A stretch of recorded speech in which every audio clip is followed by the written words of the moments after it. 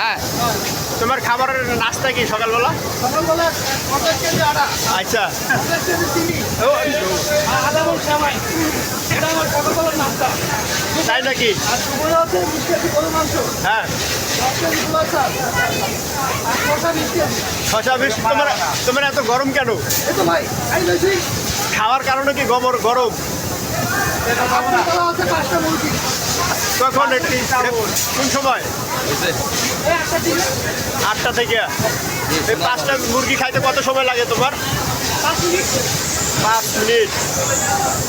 মাথাই নষ্ট ভাই, এসে কাম করে লিয়া। ভাই আমার তো কাম করছে না। খাউন বংশের লোক না ভাই, খাউন বংশের লোক আপনারা সকলে জানলেন, ঠিক আছে? খাউন বংশের লোক, যাও, যাও, যাও, যাও।